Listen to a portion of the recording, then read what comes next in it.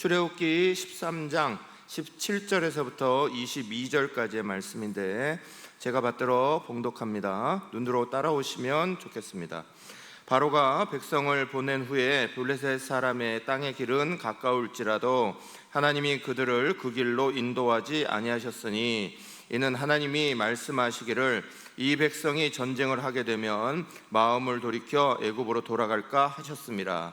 그러므로 하나님이 홍해의 광야길로 돌려 백성을 인도하시매 이스라엘 자손이 애굽 땅에서 대열을 지어 나올 때에 모세가 요셉의 유고를 가졌으니 이는 요셉이 이스라엘 자손으로 단단히 맹세하게 하여 이르기를 하나님이 반드시 너희를 찾아오시리니 너희는 내 유고를 여기서 가지고 나가라 하였음이더라. 그들은 숫곳을 떠나 광야 끝 에담에 장막을 치니 여호와께서 그들 앞에서 가시며 낮에는 구름 기둥으로 그들의 길을 인도하시고 밤에는 불 기둥을 그들에게 비추사 낮이나 밤이나 진행하게 하시니 낮에는 구름 기둥 밤에는 불 기둥이 백성 앞에서 떠나지 아니하니라. 아멘. 할렐루야. 여러분 잘 지내셨어요? 저 기억하시나요? 감사합니다. 기억해 주셔서요. 하나님께서 우리 새날교회를 정말 사랑하십니다. 여러분 느끼시나요? 여러분 하나님은 사랑이십니다. 요한일서 4장 8절에 보면 하나님은 사랑이시라. 그래서 여러분이 하나님을 사랑하면 하나님이 강력하게 우리 안에 역사하심을 여러분은 믿게 됩니다. 그리고 하나님을 온전히 여러분이 찬양하면 그 안에 하나님이 강력하게 역사하시는데 그 증거가 사랑이 넘쳐나요. 그 사랑은 하나님을 향한 사랑이고 옆 사람을 향한 사랑입니다. 그래서 저는 여러분 표정만 봐도 알아요. 와, 우리 새날교회 성도들은 하나님의 은혜가 가득하구나. 표정만 보러 알아요. 여러분 사랑하는 사람의 표정은 어떨까요? 인상 쓸까요? 밝겠죠. 여러분 표정을 보면은 너무 밝아요. 또 우리 귀한 우리 청소년들 보니까 정말 행복합니다. 우리 청소년들 너무 예쁘죠? 이렇게 찬양을 열심히 하는 모습을 하나님이 보시고 얼마나 기뻐하실까 그런 생각을 해봤습니다. 우리 하나님께 영광의 박수 올려드리겠습니다.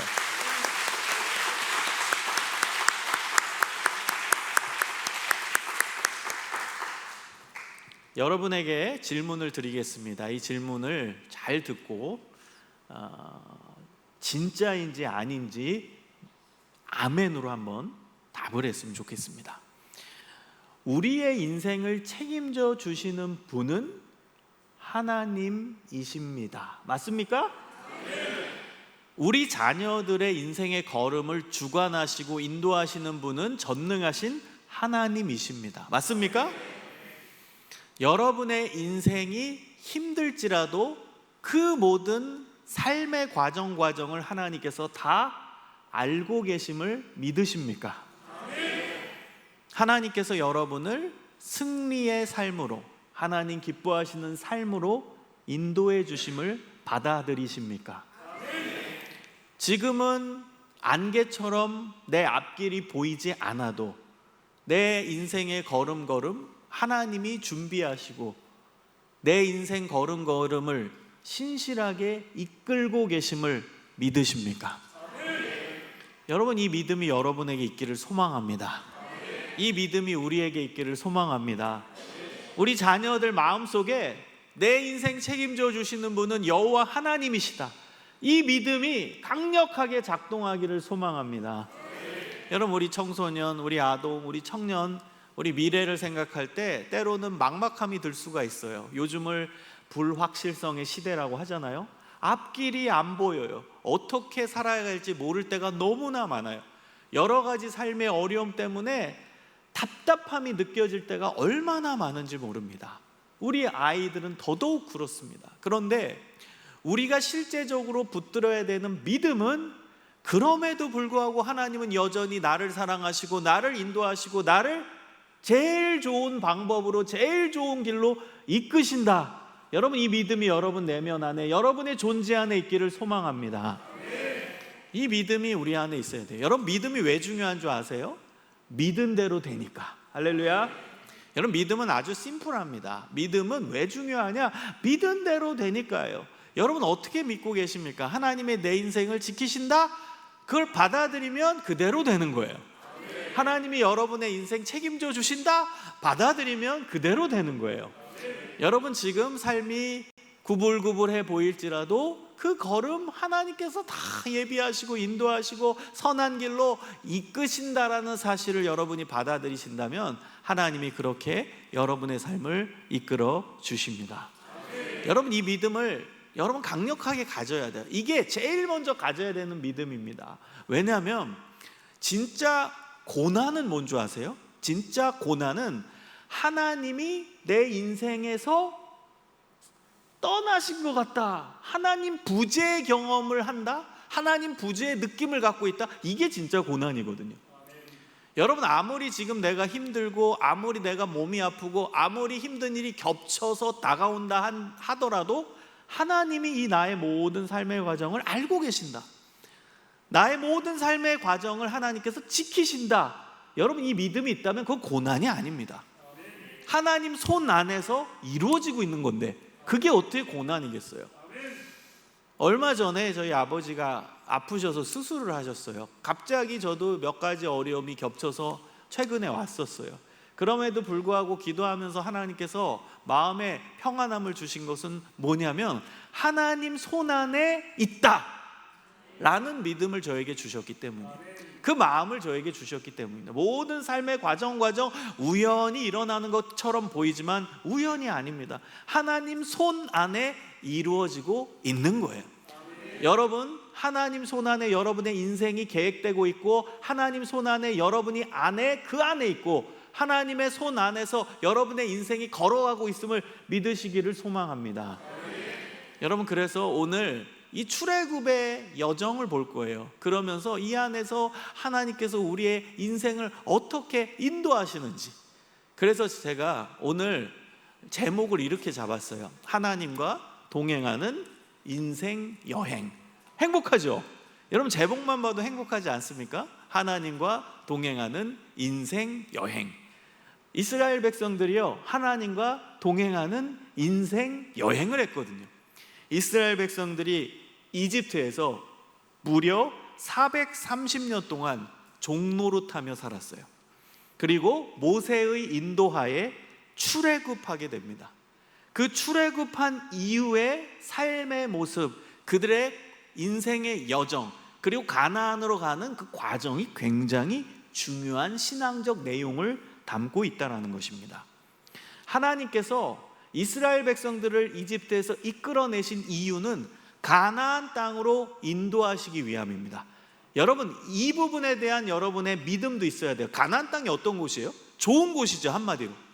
하나님께서 애굽에서 이스라엘 백성들을 이끌고 나올 때 최종 목적 지점은 가나안 땅이에요. 가나안 땅 때문에 나온 겁니다. 여러분, 우리의 인생의 결말은 가나안 땅입니다. 여러분, 하나님께서 우리의 인생을 때로는 힘들게 하실 수도 있어요. 때로는 어렵게 하실 수도 있어요. 때로는 예기치 못한 고난이 다가올 수 있어요. 그러나 우리의 삶의 결과는 가나안입니다. 여러분, 이 믿음이 우리 안에 실제적으로 작용해야 돼요. 가나안 땅이다. 결국 하나님께서 이스라엘 백성들을 이끌고 나오신 이유는 가나안 땅으로 인도하시기 위함입니다. 이 부분을 여러분이 하나님을 신뢰하는 내용이 있어야 된다라는 것입니다. 여러분, 오늘 이제 본문을 보면은요, 하나님께서는요, 우리 눈에 보기에 좋은 길보다 하나님의 눈에 보기에 좋은 길로 인도하세요. 여러분, 이 부분 때문에 우리가 힘들어하는 거예요. 우리의 눈에 보기에 좋은 길이 있고 하나님 눈에 보기에 좋은 길이 있어요. 하나님 보시기에 좋은 게 있고요, 우리 눈에 보기에 좋은 게 있어요. 그게 일치되면 좋겠건만 불일치할 때가 우리 인생 과정에는 너무나 많다라는 거죠. 이스라엘 백성들이요, 애굽에서 나왔어요. 그리고 이제 가나안 땅이 최종 목적지입니다. 그 가나안 땅으로 가는 몇 가지 길이 있습니다.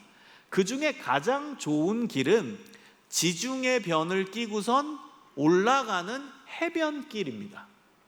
여러분, 이스라엘 지대, 이집트 지대는요 광야 지대예요.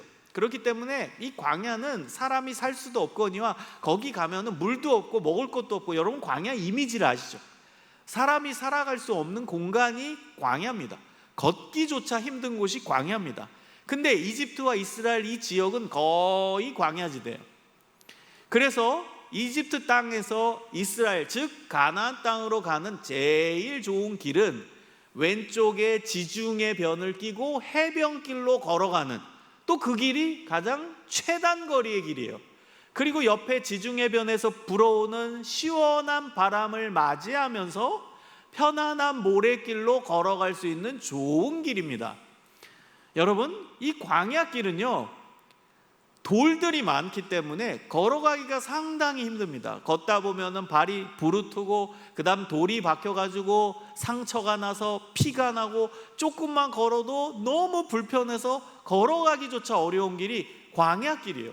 근데 해변길은요 모래입니다. 아주 고운 모래들이 있어요. 그 모래들이 뭐 푹푹 들어가면 더 힘들겠죠. 사하라 사막같이 힘든 사막이 아닙니다. 거긴 사막이 아니라, 여러분 어떻게 생각하시면 되냐, 그냥 평지로 생각하시면 돼요. 모래로 되어 있는 평지. 그리고 왼쪽에서는 지중해변에서 불어오는 바람을 맞이하면서 걸어갈 수 있어요. 게다가 그 해변길은요 최단 코스입니다. 애굽 땅에서 가나안 땅으로 가는 최단 거리의 코스이기 때문에 제가 자료를 찾아보니까 약 250km 정도 된다고 합니다. 그렇게 본다면 이스라엘 백성들이 출애굽했을 때 남자 어른만 한 60만 명이 됐어요. 그럼 여자와 아이까지 합치면 대략 한 200만 명 정도로 추산할 수 있거든요. 그 많은 사람들이 천천히 걸어가도 2주면 도착합니다. 2주면 도착하는 길, 천천히 걸어가도 2주면 도달할 수 있는 거리입니다. 게다가 시원한 바람을 맞이하면서 편안하게 걸어갈 수 있는 길, 그 길이 해변길. 자, 그런데 하나님은 이스라엘 백성들을 해변길로 인도했어요? 광야길로 인도하셨어요? 이게 문제죠. 여러분, 이 이스라엘 사람들을 하나님이 이끄시는 이 과정을 보면 우리 인생의 과정, 삶의 모습과 너무 흡사합니다. 하나님, 저는요 해변길을 원해요. 하나님, 해변길로 인도해 주세요. 근데 하나님은 광야길로 인도하세요. 여러분, 이 간극이 문제인 거예요. 내가 원하는 길이 있는데 하나님이 원하시는 길이 있고, 이게 차이가 있어서 간극이 생겨요.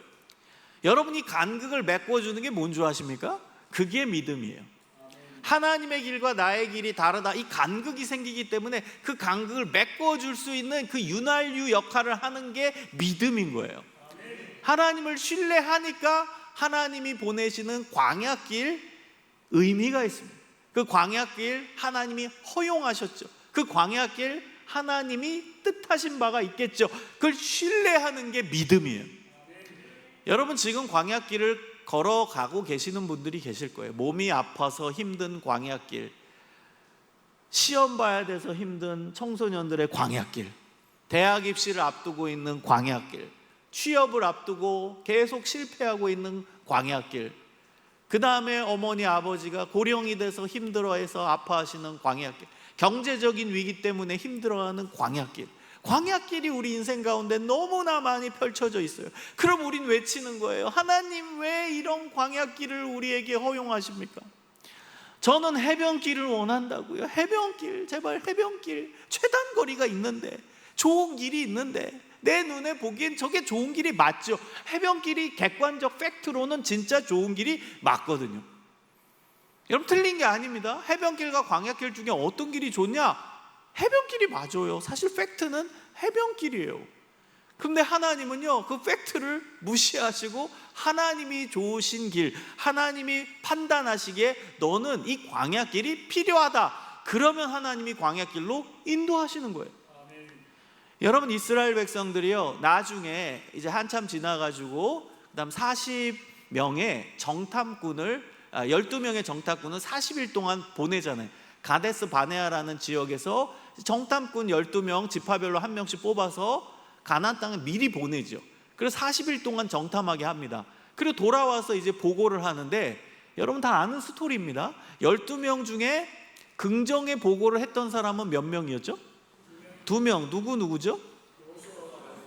훌륭하십니다. 우리 성경 퀴즈 대하면 만점이겠습니다. 여호수아와 갈렙이죠. 근데 나머지 10명은 불평의 보고를 합니다. 그런데 여러분, 이게 불평의 보고가 아니라 팩트 보고입니다. 여러분 잘못 알고 있는 거예요. 불평의 보고가 아니라 팩트, 사실 보고를 한 겁니다. 실제로 그 가나안 땅 이스라엘 사람들이 들어가기 전에는 거기가 그냥 비어있던 곳이 아닙니다. 가나안의 원주민들이 거기서 살았어요. 그리고 네피림의 후손들이 살았어요. 네피림은 이 기골이 장대한 사람들이에요. 큰 사람들이 거기 버티고 있는 거예요. 그거를 정탐꾼들이 본 겁니다.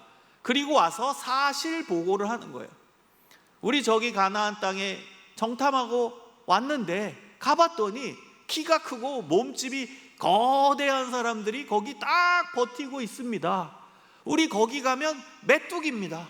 밟혀 죽는다는 거예요. 여러분, 사실 실제적으로 고대 전쟁은 백병전이에요. 치고받고 싸우는 거, 칼로 싸우는 거예요. 그래서 몸집이 큰 사람들이 당연히 유리합니다. 총으로 싸우는 게 아니잖아요. 치고받고 싸우는 싸움입니다. 그렇기 때문에 이 몸집이 굉장히 중요합니다. 그래서 여러분 알다시피 블레셋도 이 큰 사람들이 많고 그 대표적인 사람이 골리앗이잖아요. 그러니까 이스라엘에 와서 떵떵거리면서 야, 우리가 이겼다 이러고 있는 거예요. 그 당시에는 몸집이 큰 게 전쟁에 굉장히 유리했기 때문입니다. 그래서 이 정탐꾼들이 와가지고 우리 저기 가면 밟혀 죽습니다, 못 갑니다. 이거는 여러분 사실 보고가 맞아요. 틀린 게 아닙니다. 맞는 얘기를 한 거예요. 그런데 하나님께서는 우리에게 무엇을 요구하는 줄 아세요? 믿음의 보고를 원하셨던 거예요. 사실 보고가 아니라. 여호수아와 갈렙도 똑같은 걸 받겠죠. 그러나 여호수아와 갈렙이 이렇게 얘기합니다. 하나님께서 원하시면 우리가 그 땅을 차지할 수 있습니다. 하나님이 원하시면. 근데 여러분, 이 가나안 땅으로 인도하시는 것은 누구의 계획이었어요? 하나님의 계획이죠. 그러니까 여호수아와 갈렙은 믿음의 보고를 하고 있는 거예요.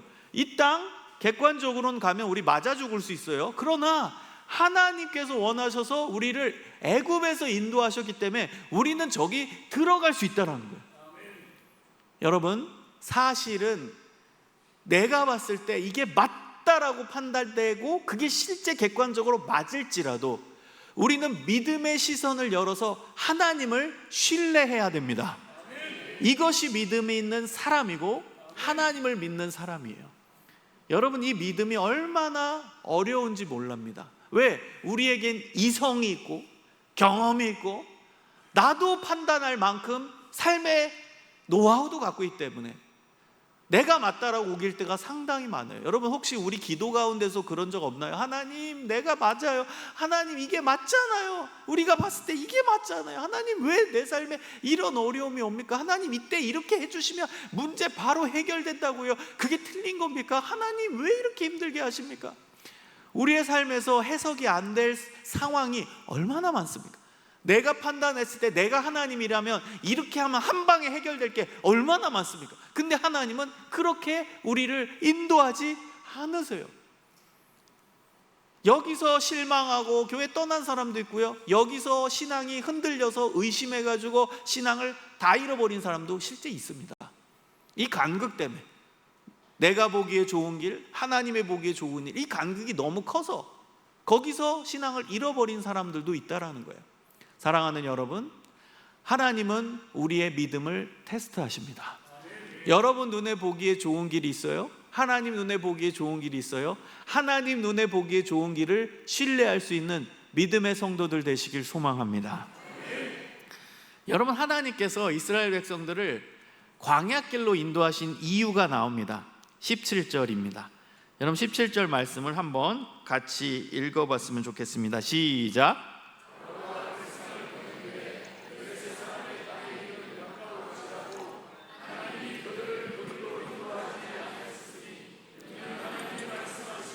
이 백성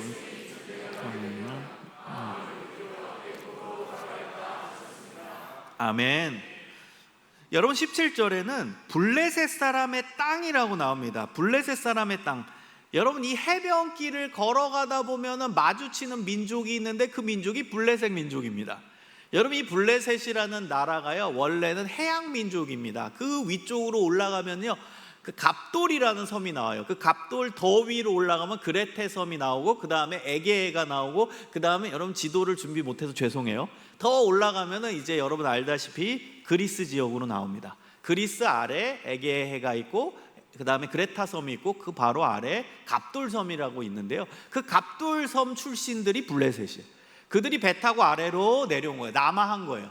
그리고 정착한 지역이 바로 이스라엘 땅, 그 지중해 변을 끼고 있는 그 해변길에 딱 그 좋은 땅에 차지하고 있었던 거예요. 남쪽 지역이거든요. 남쪽 해변 지역에 딱 자리 잡고 버티고 있는 거예요. 그러니까 이스라엘 백성들이 그 해변길로 걸어가다가는 바로 블레셋 민족과 마주치는 거예요. 그러면 당연히 싸우겠죠. 근데 블레셋은 호전적 민족입니다. 철기 문명을 가지고 있던 무시무시한 민족이에요. 근데 이스라엘 백성들은요, 430년 동안 애굽에서 종노릇했어요. 전쟁을 한 번도 경험해 보지 못했고, 다른 민족이랑 싸웠던 경험이 하나도 없는 민족이에요.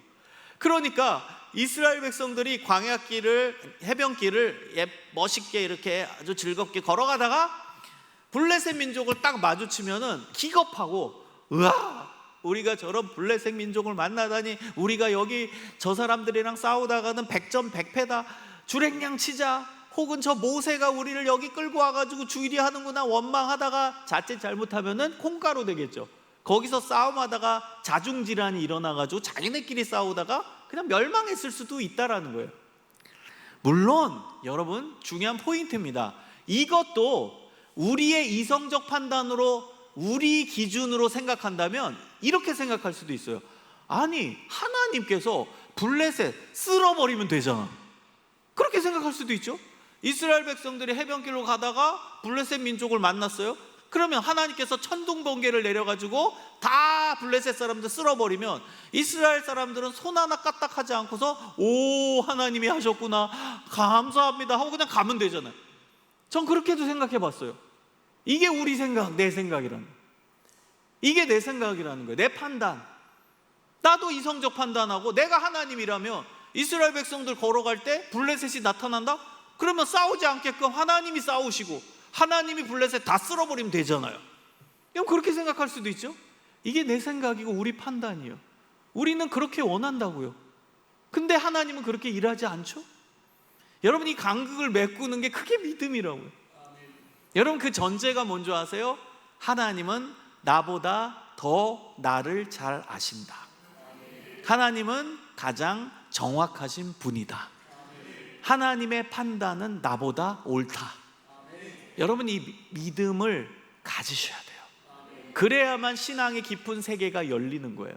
하나님이 나보다 더 나를 잘 아시고, 하나님이 판단하신 게 수백만의 사람들이 판단한 것보다 더 옳으시고, 하나님은 가장 정의롭고, 하나님은 가장 공평하시고, 하나님은 가장 정당하신 분이고, 하나님이 하신 일은 항상 옳은 길로 인도하시고, 하나님이 하시는 일의 결론은 항상 선으로 간다. 여러분, 이 믿음이 여러분에게 있기를 소망합니다. 하박국서 아시죠? 하박국. 호박국 말고요, 하박국. 하박국서를 보면요, 이 하박국이 하나님에 대해서 불평을 해요. 하박국은 굉장히 정의로운 선지자였어요. 근데 이 남유다에 불의가 판치는 것을 보고선 선지자로서 마음이 너무 아픈 거예요. 남유다의 그 리더 그룹들이, 정치 리더들이, 종교 리더들이 썩었어요. 타락했어요. 그것을 선지자 하박국이 보고 막 열이 받는 거예요. 와, 진짜 열받는다. 그래서 하나님한테 이렇게 외칩니다. 하나님, 언제까지 이들을 가만두시렵니까?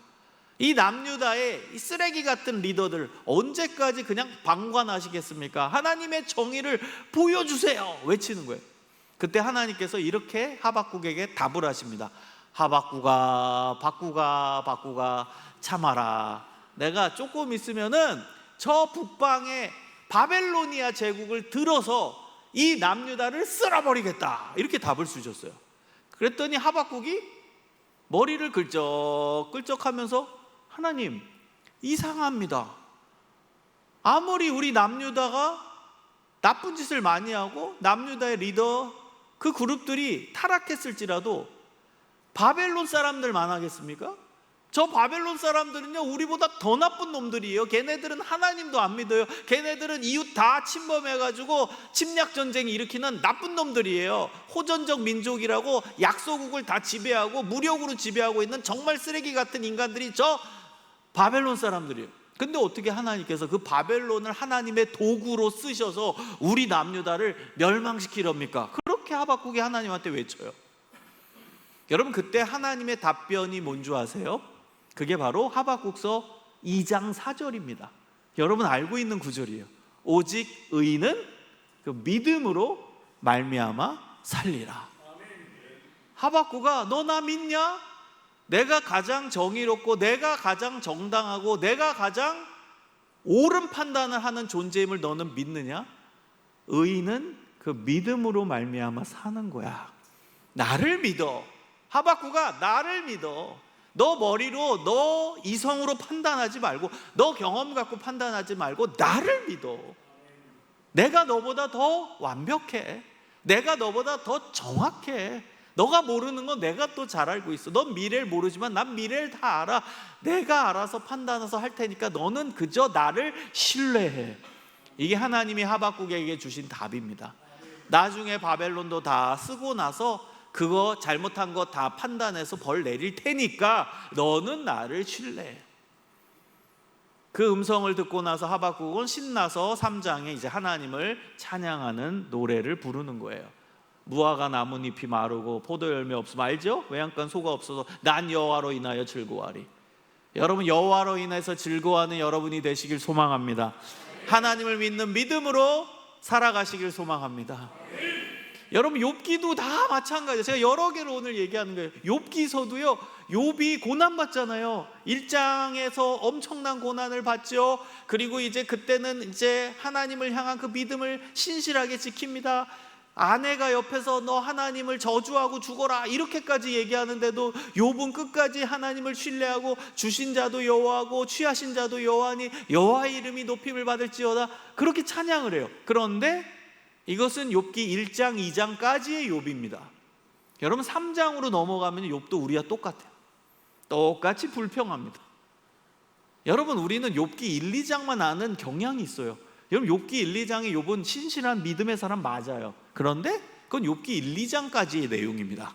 3장부터는 우리와 똑같습니다. 불평해요. 그리고 나서 하나님이 살아계시다라면 나와보세요. 하나님, 누가 맞는지 한번 대결해 봅시다. 이렇게까지 얘기해요. 그때 친구들이 또 와서 약 올리죠.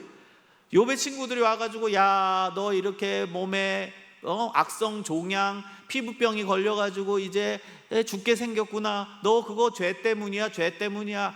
인과응보 율법사상에 근거해서 너가 지금 이렇게 몸이 아프고 이렇게 괴로움 당하는 것은 죄에 대한 형벌을 받고 있는 거야. 친구들이 계속 얘기하는 거예요. 거기다 대고 이제 친구들한테 욥이 반항합니다.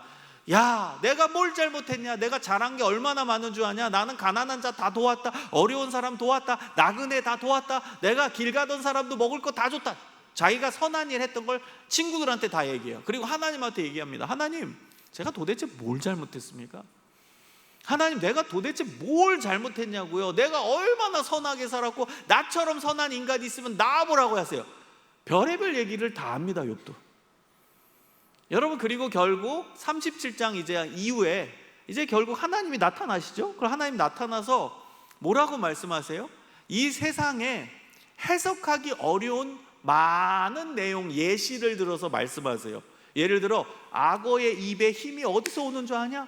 들나귀가 뛰어다니는데 그 다리에 힘이 어디서 오는 줄 아냐?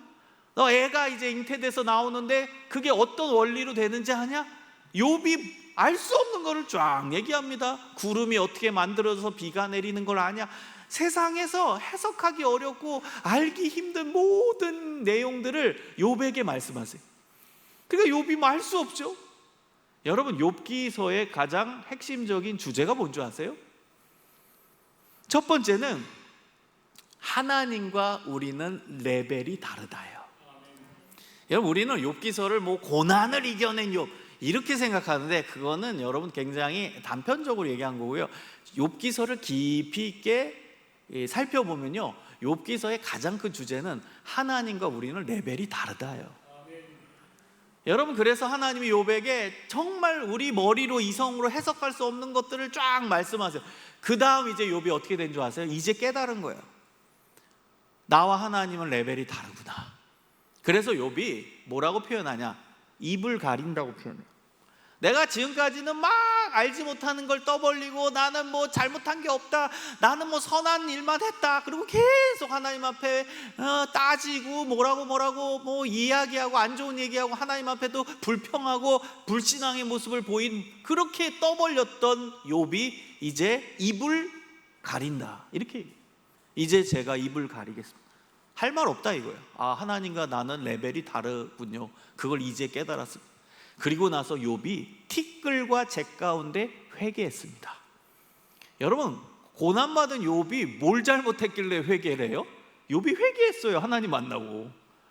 그러니까 자기와 하나님을 너무 동등하게 생각한 거예요. 그리고 하나님, 내가 더 잘 알아요. 내가 더 옳아요. 내가 뭘 잘못했죠? 하나님 틀리셨어요. 내가 맞아요. 그걸 회개하는 거예요. 하나님과 내가 레벨이 다른데, 내가 알 수 없는 거 내가 안다라고 떠벌렸고, 내가 맞다고 내가 옳다고 이야기한 거, 말한 거, 불평한 거, 그거를 회개해요. 그리고 나서 하나님이 이제 회복시키시는 거예요.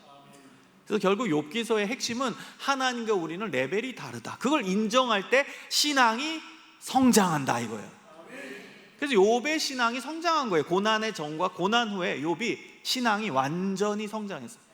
그래서 뭐라고 표현한 줄 아세요? 내가 이전까지는 귀로 듣기만 하였사더니 이제는 눈으로 주를 배움나이다.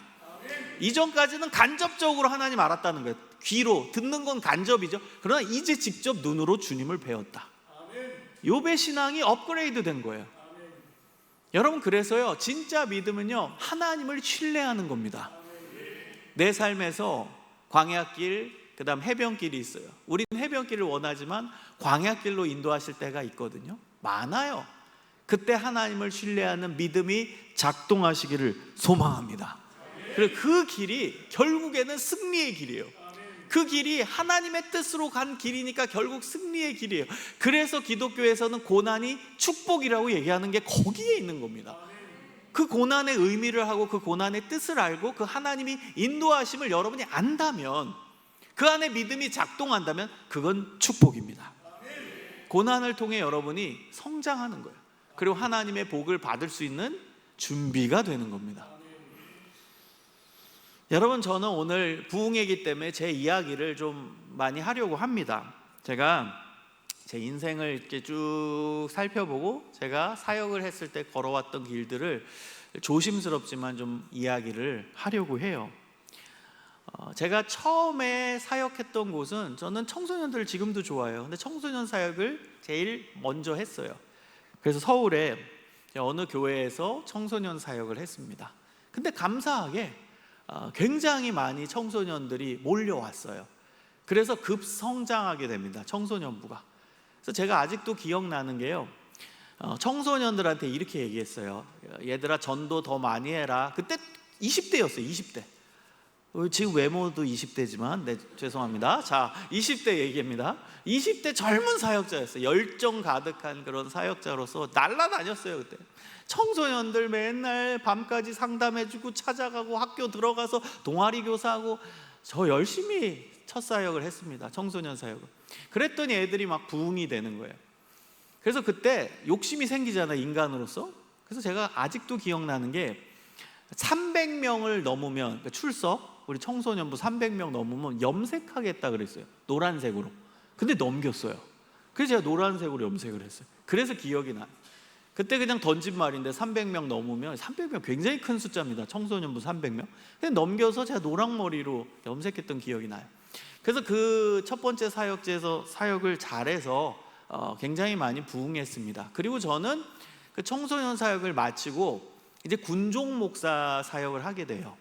공군에서 군목으로 사역을 하게 되는데, 군목 1년 차 때 어느 출판사에서 저에게 연락이 왔습니다.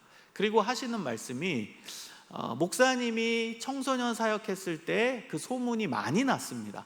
실제로 많이 났어요 그때. 그래서 목사님이 그 교회에서 사역한 내용을 책으로 좀 써줬으면 좋겠다, 이렇게 제안을 받은 겁니다. 여러분, 제가 그때 나이가 25이었습니다. 25살에 그 책을 써달라는 출판사의 제안을 듣고서 그때는 뭐 여러분 무조건이죠. 뭐 고민도 하지 않고 예, 너무 좋습니다 해서 제가 책을 썼어요. 그게 제 첫 번째 책입니다. 제 삶에서 가장 처음으로 나온 책입니다. 청소년 사역 관련된 책을 쓰게 되었습니다. 근데 그 책이 나왔는데요, 또 잘 된 거예요. 그 잘 돼가지고 많이 팔리고, 그 당시 청소년 사역자들은 제 책을 다 가지고 있을 정도였어요. 그랬더니 이제 이곳 저곳에서 이제 불러대기 시작합니다. 제가 지금 청소년 연합 집회들 강사로 많이 가는데요, 사실 그때부터 시작을 했습니다. 그래서 제가 청소년 전국연합 수련회 강사를 한 지 벌써 20년이 넘었거든요. 그래서 그때부터 시작을 한 겁니다. 그때 시작 지점이 돼서 이곳 저곳에서 불러대서 군목이었지만 그때 시간을 내서 정말 많은 곳을 또 갔어요. 뭐 주말에도 우리 교회 사역 마치고 군의 허가를 받고 또 나가서 사역도 하고, 방학 기간도 군의 허락을 군은 허락을 받아야 되거든요, 군목 신분이니까. 그러면서 뭐 방송도 웬만한데 제가 다 나갔습니다.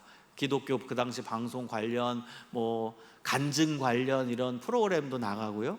그러니까 제가 그때 굉장히 어떻게 됐을까요? 마음이 높아지게 됐어요. 교만해지는 거죠. 여러분, 제가 그때 아무리 뭐 제가 목사라 한들 20대예요. 20대. 아직도 성장해야 되고 아직도 자라나야 되는 그 20대입니다. 지금 보면 너무 어리죠. 그 20대 제 모습을 생각을 해보면. 근데 저는 그때는 막 굉장히 내가 성숙한 줄 알았죠. 근데 그러지 않았어요. 그래서 이곳저곳에서 부르니까 마음의 교만함이 생기게 되는 거죠.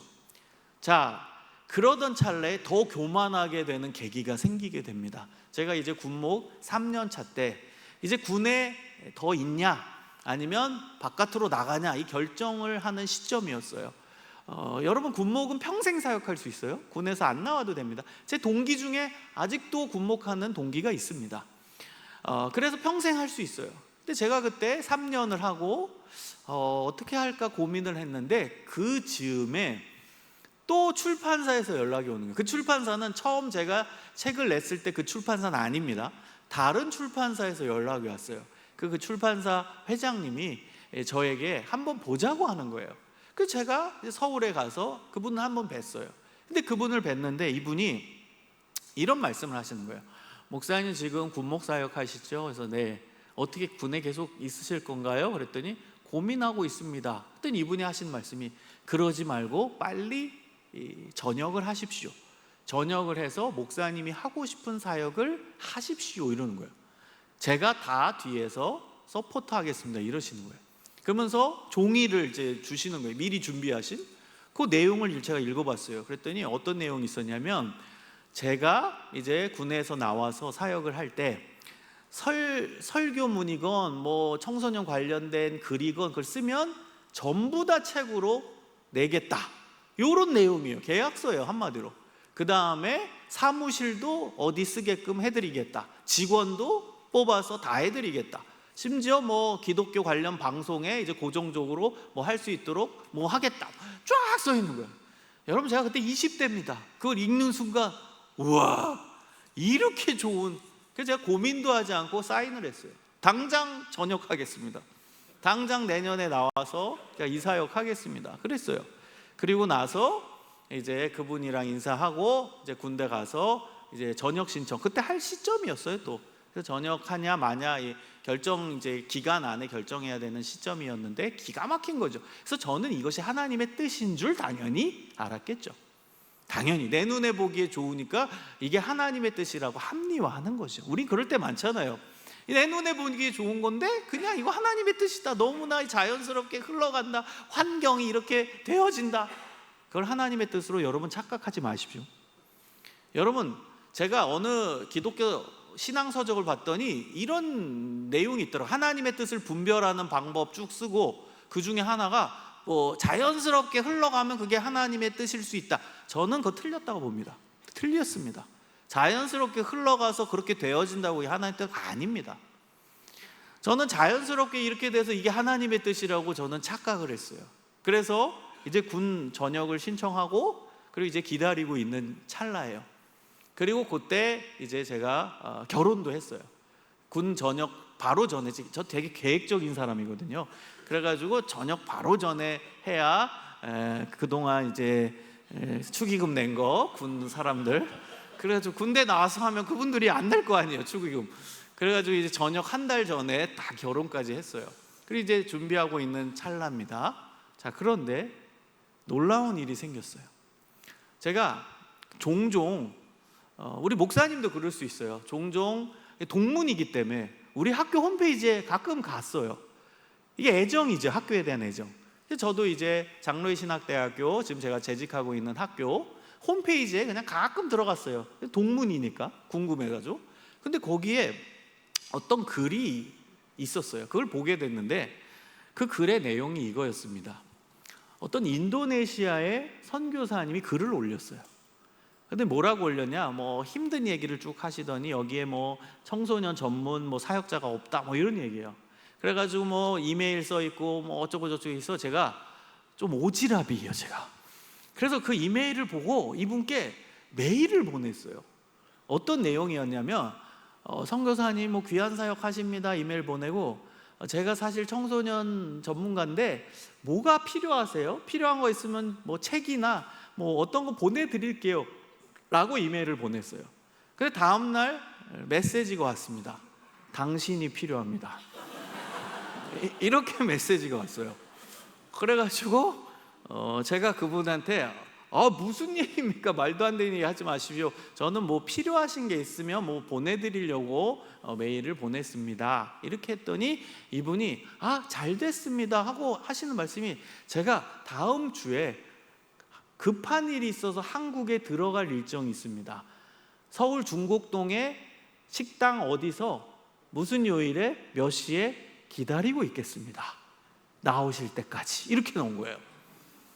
그 제가 마음이 약해서 갈까 말까 뭐야 이게 이분 뭐 하는 사람이야. 근데 이게 올 때까지 기다린다고 하니까 마음이 약해져서 그 중곡동에 있는 식당에 갔어요. 기다리고 있더라고요. 만났으니까 어떻게 됐을까요? 결과는 가게 됐어요. 제 인생이 갑자기 바뀐 겁니다. 인생 계획대로 되어지지 않는, 갑자기 제 삶이 완전히 틀어진 거예요. 생각지도 못한. 제가 이제 전역을 하게 됩니다. 바로 그런 일이 있은 이후에 한 20일 후에 이제 군에서 나오게 되는데요. 근데 이제 준비 과정은 필요하잖아요. 그래서 한 달 정도 준비하고 바로 인도네시아에 갔어요. 제일 죄송한 분은 그 회장님이었어요. 그래서 제가 거기 이제 계약서까지 다 사인을 한 상태였거든요. 그래서 이분한테 전화드려서 죄송합니다. 이건 공적으로 이제 발효가 된 건데 계약서 사인한 거니까 죄송하다고, 목회자는 하나님이 갑자기 가라면 가야 된다고 막 이러면서 설득하면서 결국 그 계약을 해지했어요. 그리고 나서 인도네시아에 가게 됐습니다. 제가 언어도 준비 안 되고 아무것도 준비 안 된 채로 가게 됐습니다. 가서 한 달 만에 철저하게 처절하게 후회했습니다. 저는 정말 고생했습니다. 거기서 가자마자 1년 안에 장티푸스 3번에 걸렸고요. 이상한 바이러스가 신경에 침입해서 그래서 불치병을 가지게 됐어요. 저 지금도 갖고 있습니다. 피곤하면 그게 나오는데요. 그때 얻게 된 병이 있어요. 제 몸에 가시인데, 아무튼 거기서 1년 동안에 굉장히 많이 아프면서 울고, 하나님 이게 뭡니까? 제가 병원에, 아직도 기억나는 게 인도네시아 병원에 이제 누워 있었는데요. 정말 열악한, 지금은 그래도 인도네시아 좋아요. 근데 제가 있을 때만 해도 열악한 병원이 정말 많았습니다. 제가 장티푸스 걸려서 항생제를 맞는데 발가락이 막 움직이는 거예요, 자동으로. 얼마나 무섭겠어요, 발가락이 자동으로 움직이니까. 그래서 의사 선생님한테 내가 지금 주사 맞고 있는데 발가락이 움직인다고 했더니 이 인도네시아 의사가 뭐라고 한지 아세요? 그 항생제가 잘 받고 있다는 증거래요. 나중에 제 친구 의사한테 물어봤더니 항생제 부작용이라고 하더라고요. 완전히 반대로 얘기하는데, 아무튼 그거 발가락 움직이면서 얼마나 울었는지 몰라요. 그 침대에서 병원에서 링거 맞으면서 울고 하나님 이게 뭡니까? 하나님 이게 뭡니까? 근데 제가 제일 힘들었던 게 있습니다. 제일 힘들었던 게 뭐였냐? 제가 한국에서는 그 당시 청소년 쪽이라든지 다음 세대 사역에서는 꽤 알려지게 됐어요. 그 책 한두 권 나오는 바람에. 그런데 인도네시아에 왔더니 저를 아는 사람이 단 한 명도 없는 거예요. 아무도. 여러분, 한국에서는 그 20대 때 이 교회 저 교회에서 초청하고 뭐 연합수련회 가고, 여러분 20대입니다. 저 그때 제가 착각했죠. 내가 20대 엄청난 뭐 이제 성공한 목사가 되나 보다, 뭐 이제 한국교회 대표가 되는구나. 벌써 난 20대 책도 쓰고 있고, 그다음 두 번째 책도 이제 마지막 오기 전에 또 썼을 그때였어요. 인도네시아 오고 바로 그 전에 또 책을 또 썼거든요. 그 책은 뭐였냐면요, 한국교회 리더, 이제 앞으로 차세대 리더를 뽑아서 저자 누구 쓸지를 골랐는데 그게 저였어요. 한국교회 이제 앞으로의 리더가 누가 될 것인가, 그 사람을 저자를 선정했는데 그게 저였어요. 그리고 제가 그 책을 썼어요. 저 그때 20대였습니다.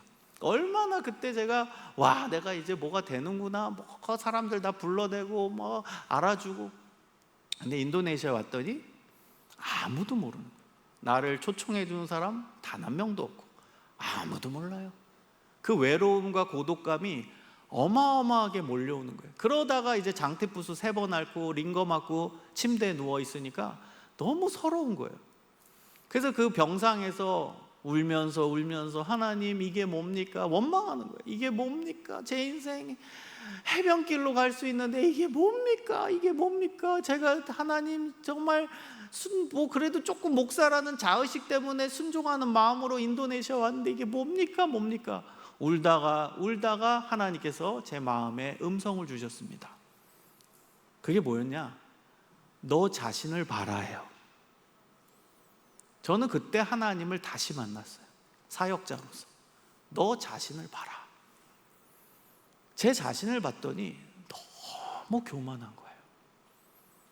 너무 제 마음이 높아져 있는 거예요.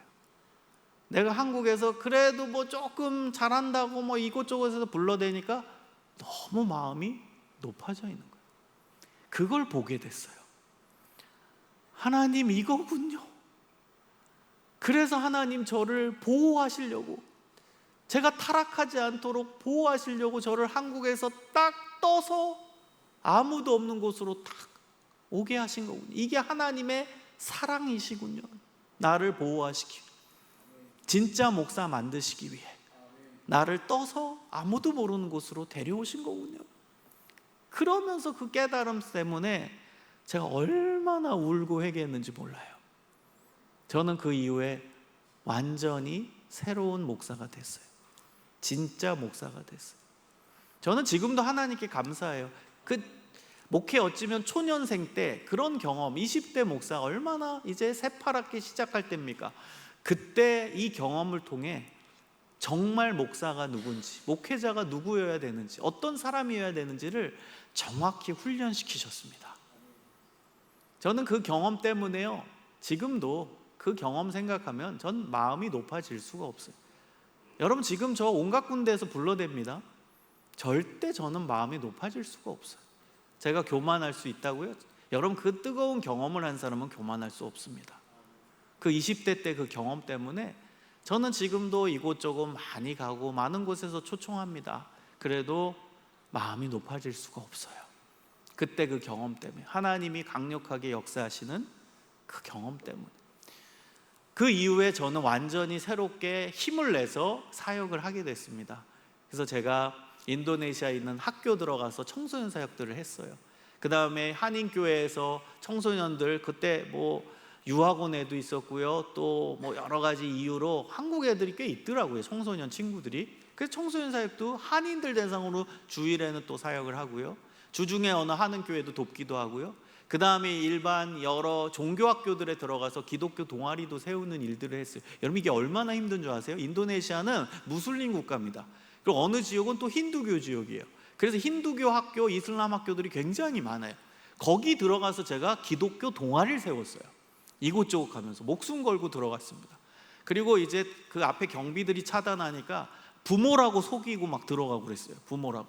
그리고 나서 거기서 기독교 동아리를 만들고, 제가 아직도 기억나는 한 학교는 힌두교 학교인데 어렵게 들어갔어요. 그리고 기독교 학생을 제가 찾은 거예요. 물색을 했는데 놀랍게 2명이 있더라고요. 기독교 학생이 2명이 있어요. 걔네들 모아가지고 기도회를 만들었습니다. 그리고 나서 야, 너네 우리 목숨 걸고 한번 전도해보자 해서 4명이 됐네요. 그리고 어디서 우리가 예배 모임을 했냐면 쓰레기장에서 했습니다. 학교 쓰레기장. 왜냐면 학교에서 당연히 이게 불법이기 때문에 허가를 안 내주죠.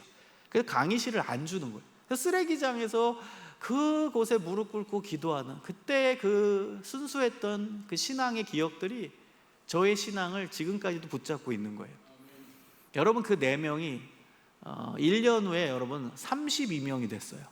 32명이 모여서 기도하는 모임이 돼서 학교 측에서 학생 보호 차원에서 강의실을 줬어요. 그래서 강의실에서 예배드렸던 기억 등등 여러 사역들을 단기간에 많이 했습니다. 그리고 이제 소위 코스타 집회 아시죠? 그 전 세계 이제 우리 유학생 대상으로 하는 코스타 집회도 제가 동역자들과 함께 인도네시아에 유스 코스타를 유치를 했습니다. 동역자들과 함께 힘을 합쳐서. 그래서 지금은 이 코스타가 전 세계에서 여러 군데 일어나는데, 규모로는, 역사는 제일 짧지만 규모는 2번째로 큰 데가 됐어요. 그래서 여러 가지 사역들을 인도네시아에서 진행하면서 하나님께서 이곳에 보내신 그 뜻을 저는 알게 됐습니다. 여러분, 저는 그곳이 광야길이었어요. 인도네시아가 광야길이었어요. 제 눈에 보기에 해변길이 분명히 있었지만 하나님은 그 길로 인도하시지 않으셨고 광야길로 인도하셨어요. 그래서 제가 진짜 하나님이 기뻐하시는 사람으로 변화될 수 있었고요, 하나님이 기뻐하시는 목회자로 조금씩 더 성장할 수 있었고요, 진짜 목사로 만드시기 위한 하나님의 훈련 코스에 제가 제대로 들어가서 그래도 바른 목사로 걸어갈 수 있도록 도와주셨습니다. 여러분, 광야길로 하나님이 인도하실 때가 많습니다. 그 광야길, 하나님이 기뻐하시는 길입니다. 여러분, 믿음의 시선을 높여서 오직 하나님께 집중하고 하나님이 내 삶을 인도하신다라는 믿음의 확신을 가지고 담대하게 살아가시기를 소망합니다. 우리 청소년들도 마찬가지예요. 인생을 살다 보면 또 실패할 때가 있어요. 힘들 때가 있어요. 그 다음에 대학 가서도 그 다음 산 넘어 산이에요. 근데 그럴 때마다, 그 광야길이 다가올 때마다 불평하지 말고, 내 인생은 왜 이거냐, 왜 꼬였냐, 왜 쟤보다 나는 못하냐, 쟤네 집은 돈 많은데 우리 집은 왜 이러냐, 왜 이렇게 나는 잘하는 것도 없냐, 불평하지 말고 하나님이 여러분의 삶을 인도하고 계심을 실제적으로 믿으시고 담대하게 나아가시기를 소망합니다. 여러분, 우리 인생에서 광야길은 왜 필요할까요? 그 답은요, 하나님만 붙잡고 의지하라는 뜻입니다. 하나님만 붙잡고 의지하라. 여러분, 광야는 어떤 곳인 줄 아세요? 낮에는 온도가 40도까지 올라가요. 여름 지역은 여름 때는 43도, 4도까지 올라가고, 겨울쯤 되면은 38도 요 정도로 조금 떨어져요. 어쨌든 평균 기온이 40도가 넘어. 우리나라도 이제 광야가 된 것 같아요. 그렇죠? 덥죠? 엄청 덥더라고요. 어쨌든 광야는 맨날 40도. 근데 밤에는요 마이너스로 떨어져요. 여러분, 일교차가 얼마나 큰 겁니까? 게다가 이 광야는요 맹수들이 우글거립니다. 이리떼들, 그 다음에 늑대떼들이 우글거리는 곳이에요. 맹수입니다. 사람 잡아먹습니다. 광야에서 우글거려요. 그 다음에 해충과 독충, 전갈이 가득한 곳이에요. 독이 있는 전갈, 그거 물리면 독이 퍼져서 죽는 거예요. 여러분, 이곳에서 사람이 절대 살 수가 없습니다. 여러분, 예전에 해외 토픽에 나온 내용인데요, 어떤 외국인 관광객이 허가 받지 않고 광야 체험하러 들어갔어요. 2주 만에 죽어서 나왔습니다. 여러분, 광야는 그냥 갈 수 있는 곳이 아니에요. 지금도 가려면 허가 받고, 그 다음에 가이드 대동해서 어느 정도까지밖에 못 가요. 갈 수 있는 지역이 있어요. 못 가는 지역이 많습니다. 그냥 함부로 못 들어가요. 위험하기 때문에. 관광 차원에서 갈 때는 그건 제한이 많이 됩니다. 가이드 껴야 되고, 그 다음 허가 받고 들어가는 거예요. 이런 광야는요 사람이 살 수 없는 곳이에요. 제가 성지 답사 연구를 간 적이 있어요. 그래서 그 광야지대를 간 적이 있는데요, 광야지대 갈 때 그 가이드가 이렇게 얘기하더라고요. 잠바를 꼭 들고 내리라고.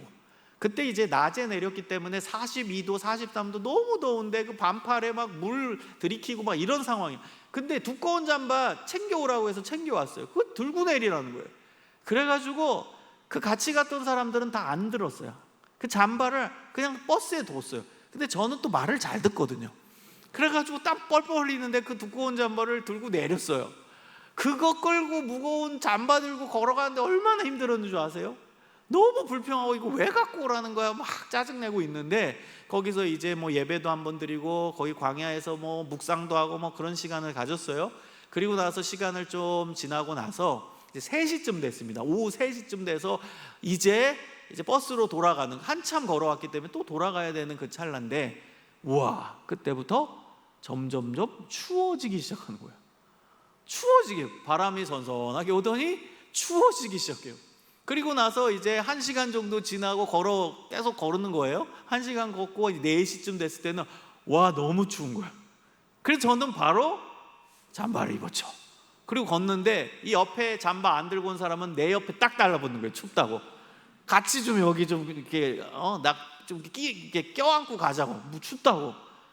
와, 전 밤까지 있지도 않았어요. 근데도 진짜 춥더라고요. 바람이 불고 추워지고 온도가 갑자기 변화돼서 엄청 온도가 내려가는 거예요. 여러분, 이곳에서 사람이 산다라는 건 기적입니다.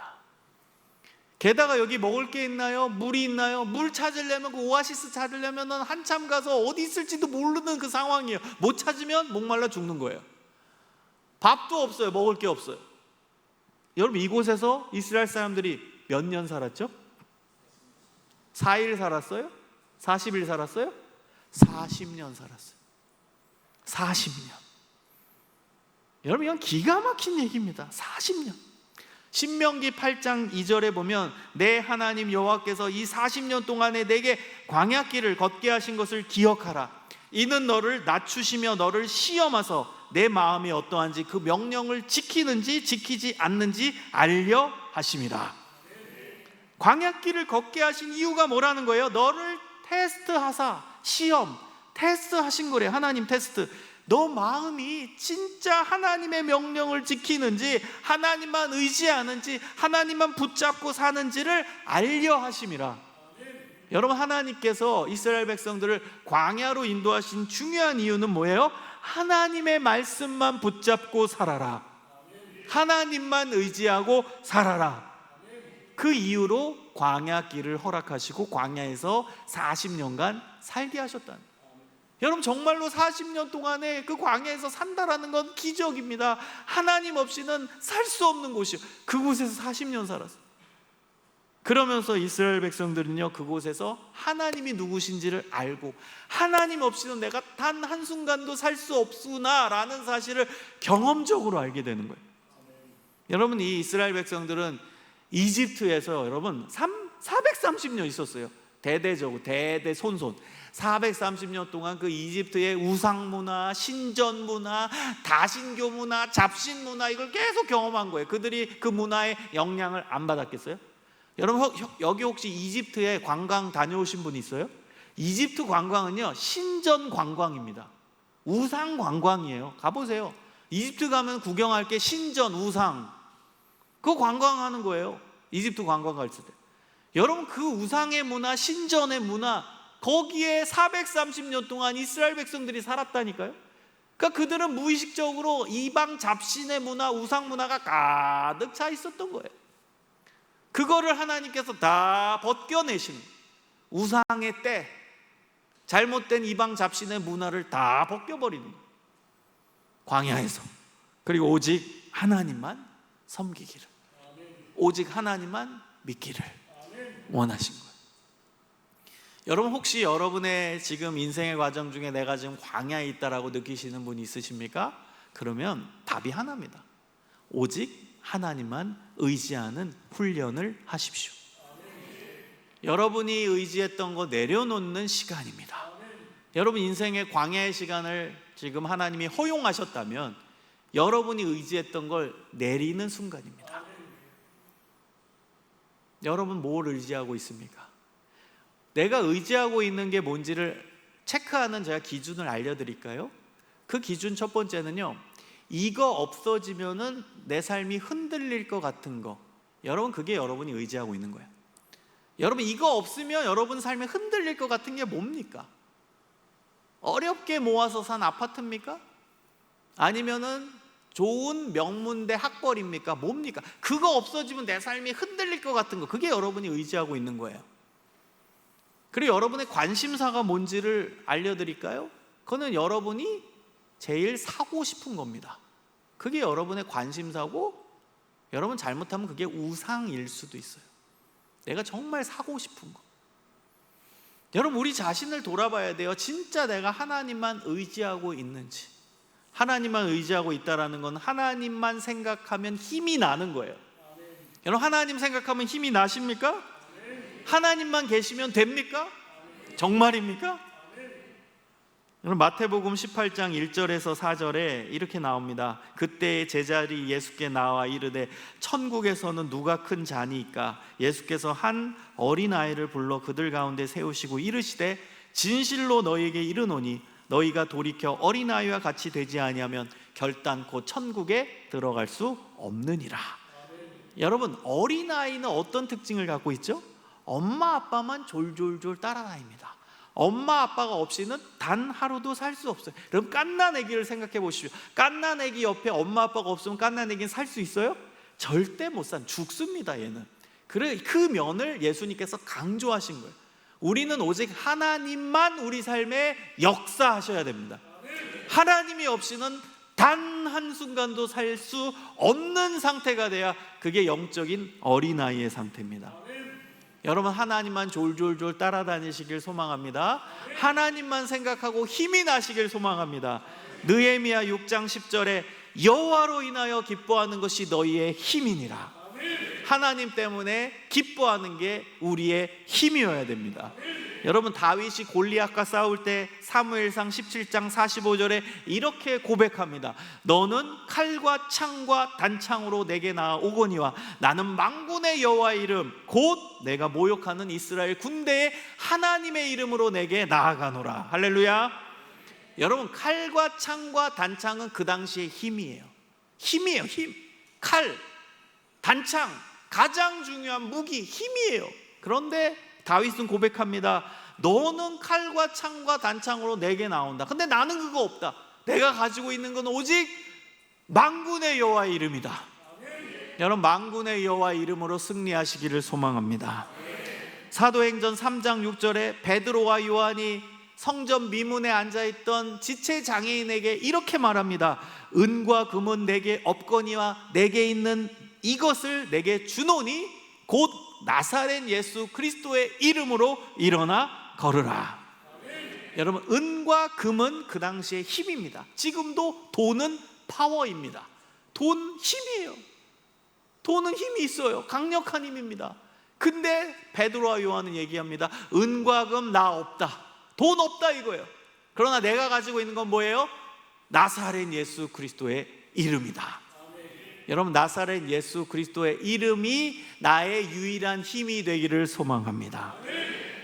그 사람이 광야에서 훈련된 사람인 거예요. 광야에서 훈련된 사람은 주님밖에 없습니다. 주님이 나의 힘입니다. 여러분 결국 광야길을 한참 경험한 후에 이스라엘 백성들은 완전히 힘 있는 하나님의 백성으로 거듭나죠. 나중에 아말렉과도 싸우고 아모리아도 싸워서 이깁니다. 블레셋 보면은 벌벌벌 떨 수밖에 없었던 그 민족이 훈련을 다 마치고 나서는 아말렉도 이겨버리고 아모리 백성과도 이겨버리는 그런 강인한 민족이 됐다라는 거예요. 여러분 하나님께서는요 우리의 인생길에 언제나 함께 하십니다. 그리고 하나님의 방법대로 우리를 또 지키시고 인도하십니다.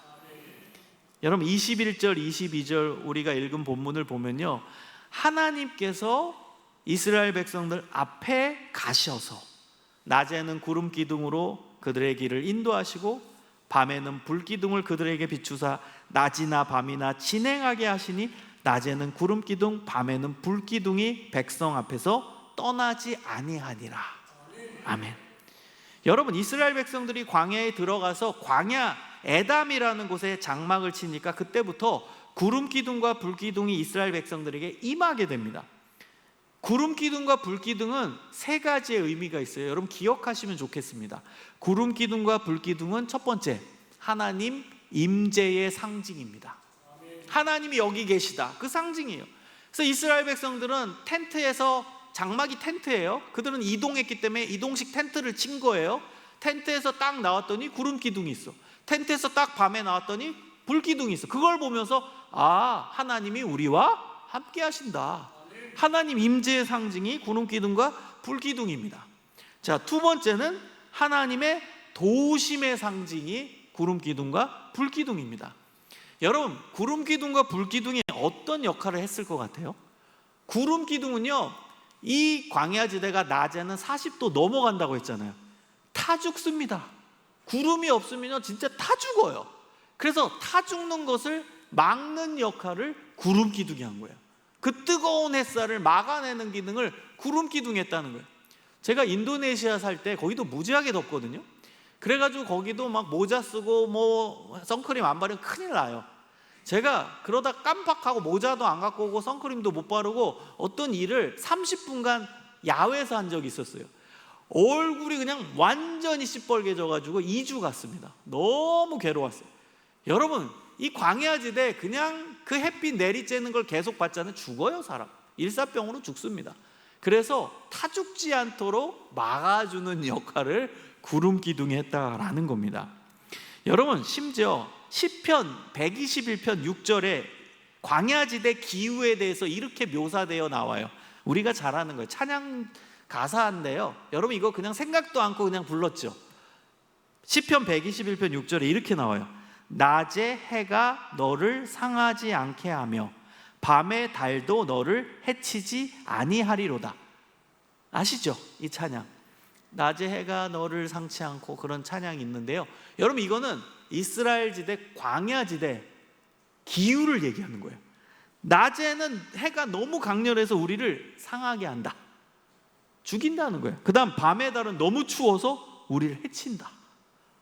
이게 광야지대 날씨입니다. 그걸 하나님께서 막아주신다 이거잖아요. 그래서 여러분, 구름 기둥은 그 뜨거운 햇살을 막아주는 역할을 했고, 불 기둥은 무슨 역할을 했을까요? 불 기둥은 밤에, 그렇죠, 얼어 죽지 않도록. 여러분 텐트에 뭐가 있겠어요? 그 텐트 안에 지금처럼 뭐 난로가 있겠어요? 아니면은 뭐 온풍기가 있겠어요? 아무것도 없잖아요. 그럼 텐트에 그냥 치고 거기서 자면 입 돌아가요. 얼어 죽어요. 근데 불 기둥이 있었기 때문에 그게 난방의 역할을 한 거예요. 얼어 죽지 않도록 도와주신 거예요, 하나님이. 또 불 기둥이 어떤 역할을 했냐? 맹수들이 텐트에 접근하지 못하게 하는 거예요. 이 광야지대는 밤이 맹수들의 놀이터거든요. 이게 먹이 사냥을 하려고 밤에 활동을 해요. 근데 이스라엘 텐트 지역에 거기 사람들 있잖아요. 얘네들 먹이에요. 근데 불기둥이 강렬하게 있으니까 그 텐트에 들어오지 못한 거예요, 맹수들이. 해충과 독충, 전갈, 불기둥이 있기 때문에 그 텐트 근처에 못 와요. 그런 하나님의 도우심의 상징이 불기둥임을 믿습니다. 하나님 도와주신다는 거예요. 우리 광야길 같은 인생길에 하나님 도와주십니다. 하나님 임재하시고 하나님 도와주세요. 그 다음 세 번째는 어떤 상징이냐? 하나님의 이끄심의 상징입니다. 이끄심, 우리의 삶을 이끄신다는 거죠. 여러분, 오늘 딱 낮에 나왔더니 구름 기둥이 있다가 움직여. 그러면 따라가는 거예요. 그러다가 구름 기둥이 멈춰. 그럼 거기서 멈춰서 텐트 치는 거예요. 여러분, 구름 기둥이 움직이지 않으면 그 텐트 치고 뭐 2년이든 3년이든 거기서 사는 거예요. 그 다음 밤에 딱 나왔더니 갑자기 불 기둥이 움직여. 그러면 떠나라는 신호구나. 그럼 짐 싸가지고 또 떠나는 거예요. 또 따라가다가 불 기둥이 멈춰요. 그럼 여기 있으라나 보다. 그럼 거기서 텐트 치고 또 살았다는 거예요. 그래서 구름 기둥과 불 기둥은 하나님의 이끄심의 상징이었다는 거예요. 우리를 이끄신다. 우린 따라가야지. 사랑하는 여러분, 하나님은 임마누엘이십니다. 임마누엘의 뜻을 아시죠? 하나님이 우리와 함께 계신다. 구름 기둥, 불 기둥, 이건 눈에 보이는 하나님의 임재의 상징이죠. 하나님 언제나 우리와 동행하시는 분이십니다. 여러분, 이것을 꼭 기억하시기를 소망합니다. 그리고 하나님은 우리의 참된 목자이십니다. 최고의 목자는 언제나 우리와 함께 하시거든. 우린 양이에요. 우린 하나님의 양입니다. 하나님 우리 옆에서 언제나 동행하시고 우리를 지키시고 인도하시고 우리의 필요를 채워주시는 좋으신 목자입니다. 그 목자가 우리와 함께 하심을 믿으시기를 소망합니다. 여러분, 제가 예전에 굉장히 충격적으로 본 영상이 있어요. 여러분 혹시 기억할지도 모르는데 김우현 감독이 만든 팔복이라는 영상입니다. 모르시면 나중에 유튜브 보시면 나옵니다. 그게 책으로도 나오고 영상으로도 나왔어요. 팔복 시리즈로 나왔는데 그 1편입니다. 그 1편의 주인공이 최춘선 할아버지라는 분이어서 돌아가신 분인데요. 이분은 이 서울 지하철을 맨발로 막 돌아가셔요. 그러니까 사람들이 깔깔깔 대면서 미친 사람이다, 미친 할아버지다, 그렇게 막 웃고 손가락질했어요. 근데 그분은 미친 분이 아니었어요. 이분이 왜 맨발로 다녔냐면 남북한이 갈라진 것을 안타까워하면서 통일이 될 때까지 자기는 신발을 신지 않기로 결심해서 맨발로 다녔던 거예요. 그분을 이무영 감독이 취재를 해보니까 이분은 독립운동을 했던 애국지사예요. 그래가지고 훈장도 받았어요. 공부도 많이 한 사람이에요. 근데 이분은 사명을 뭐였냐? 이 시대를 안타까워하면서 예수님 전하고 맨발로 다니면서 우리가 이 통일시대를 대비하면서 북한을 위해 기도해야 된다, 그걸 알리기 위해서 다녔는데 사람들은 손가락질하고 미친 할아버지다 이렇게 봤다라는 거예요. 여러분이 김우영 감독이 이분의 집을 딱 들어갔어요. 초라한 정말 초가집 같은 무너져가는 그 집에 딱 들어갔는데 그분 집에 딱 들어갔을 때 바로 거기에 걸려있던 문구가 있었습니다. 그 문구가 뭐였냐? 온 세상 날 버려도 주 예수 안 버려. 온 세상 날 버려도 주 예수 안 버려. 여러분, 온 세상 여러분 버려도 주 예수님을 여러분은 절대 버리지 않습니다. 여러분, 이게 우리의 믿음의 고백입니다. 이게 사실의 고백입니다. 예수님 여러분 절대 떠나지 않고 버리지 않으십니다. 여러분, 예수님과 매 순간 동행하고 예수님이 여러분 삶에 강력하게 역사하고 계심을 실제적으로 경험하시기를 소망합니다. 여러분, 또 하나 마지막으로 생각해 볼 게 있습니다. 그것은요, 하나님은 우리의 인생길을 인도하실 때요, 단기간의 목표를 필요할 때마다 보여주시며 인도하십니다. 여러분, 단기간의 목표를 보여주세요. 여러분, 우리는 여기 성경책이 우리 손에 있기 때문에 이스라엘 백성들이 출애굽해가지고 홍해를 건넜고 그 다음에 광야에 들어갔지, 그다음에서 에담에도 있었고 신광야에서도 있었고 그 다음 시내 광야로 가서 십계명 받고 그 다음 위로 올라가고 가데스 바네에서 어디 갔고, 우리는 성경을 갖고 있기 때문에 출애굽 경로를 다 알아요. 성경에 기록되어 있으니까. 근데 여러분에게 질문을 드릴게요. 이스라엘 백성들은 출애굽해서 가나안 땅이라는 최종 목적지로 가는 그 과정 코스를 알았을까요? 몰랐을까요? 몰랐습니다. 더 충격적인 건 리더였던 모세도 몰랐습니다. 모세도 몰랐습니다. 그들이 아는 유일한 한 가지의 내용은 최종 목적지는 가나안 땅이다, 이스라엘 땅이다, 이거밖에 아는 게 없었어요. 최종 목적지만 알고 그 과정은 몰랐습니다. 여러분, 오늘 본문에서 제일 핵심적인 구절이 21절입니다. 여호와께서 그들 앞에서 가시며, 그들 앞에서 가시며, 이게 핵심이에요. 하나님이 앞에서 가셨다는 거예요. 그래서요, 이스라엘 백성들은요, 구름 기둥, 불 기둥만 바라보고 따라간 거예요.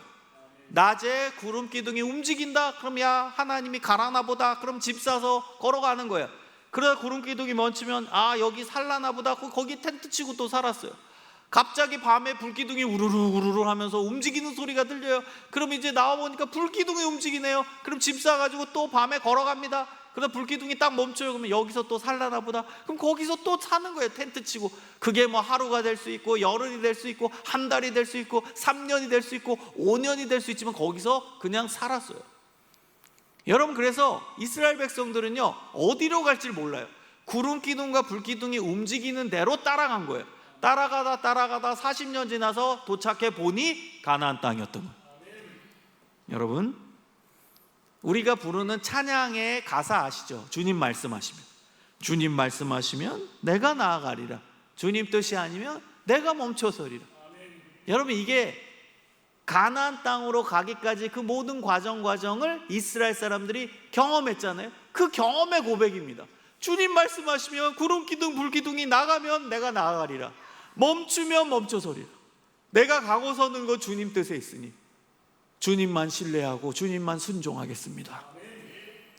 여러분, 하나님이 정말 특별한 케이스가 아닌 이상은요, 한 방에 모든 걸 안 보여주십니다. 여러분, 만약에 우리 인생이 한 방에 모든 게 보여진다, 우리 얼마나 교만할 것 같아요.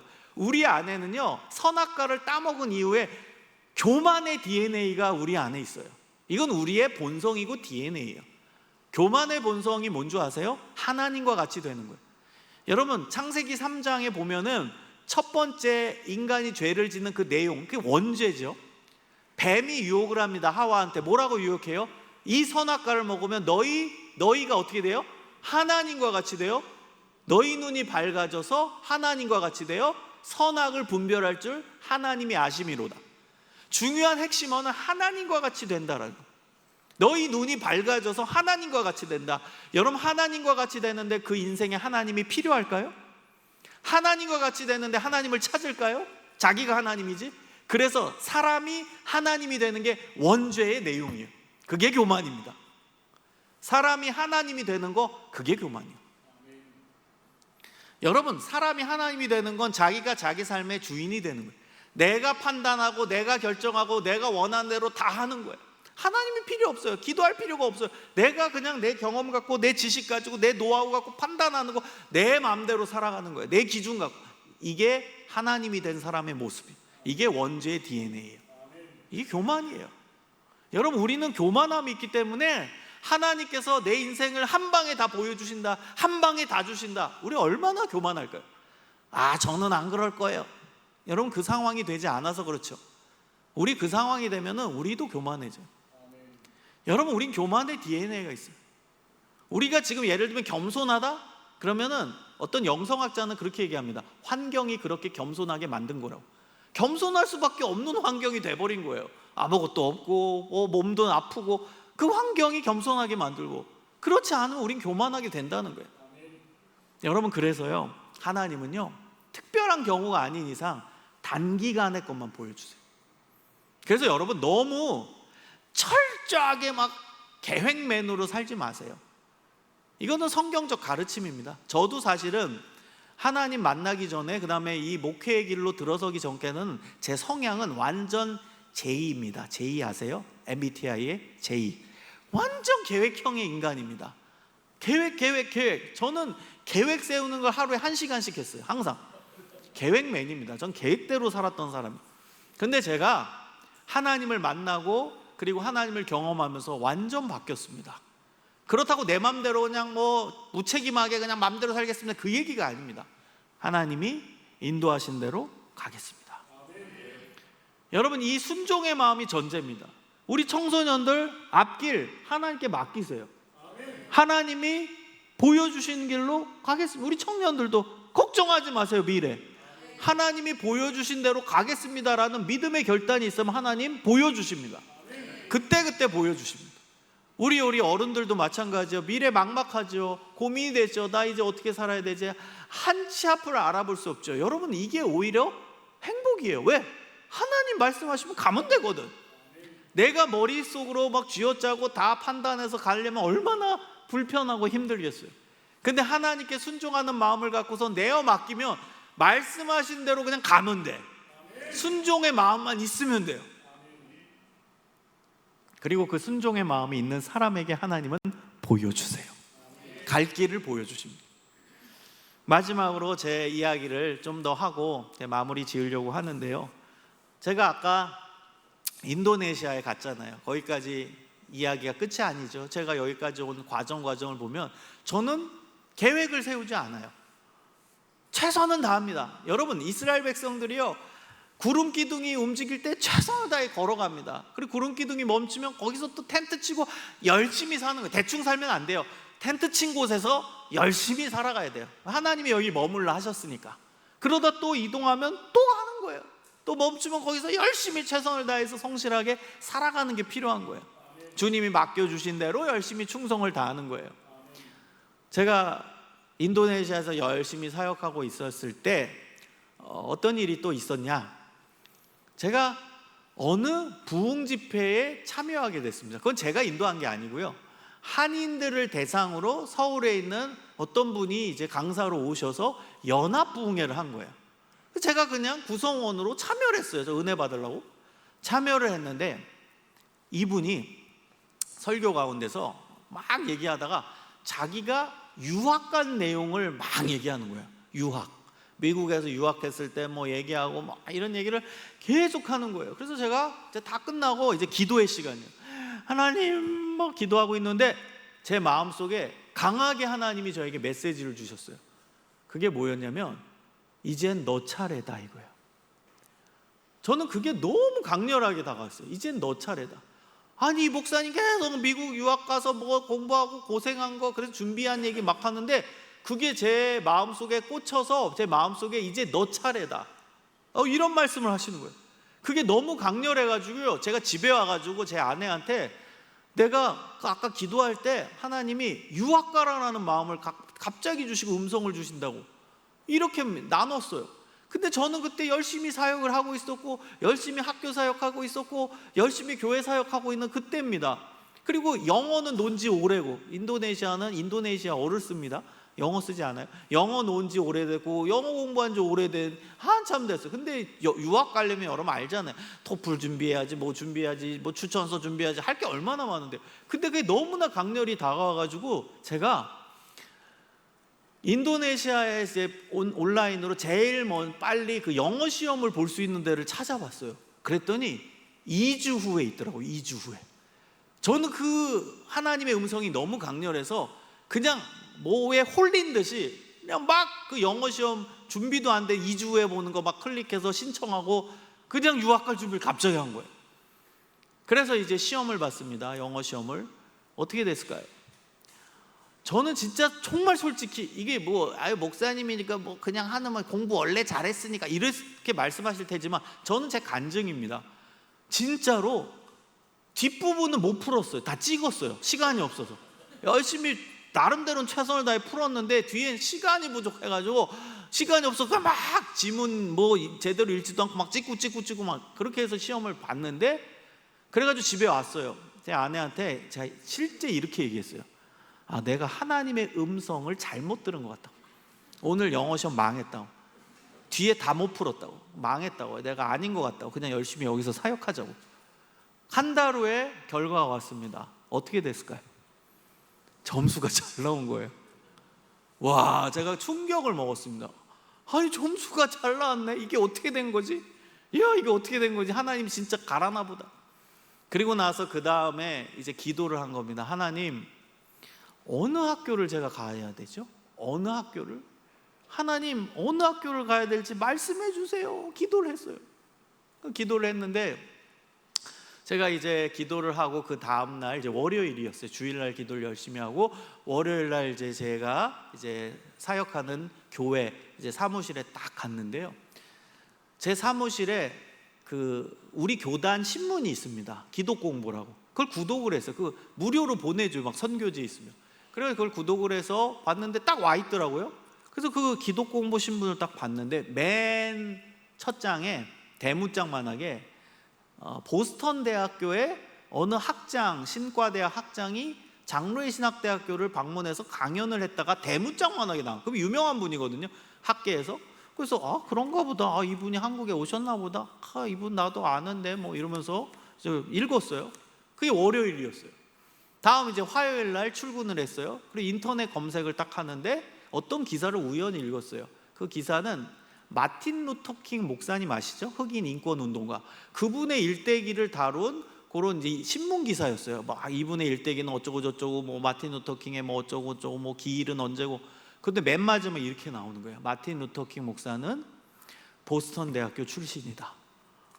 제가 그거를 3일 동안 보스턴을 봤어요. 그리고 3일째 그때 깨달았어요. 보스턴 대학교 가라나 보다. 정말이에요. 이게 제 간증입니다. 하나님 보여주신 거죠.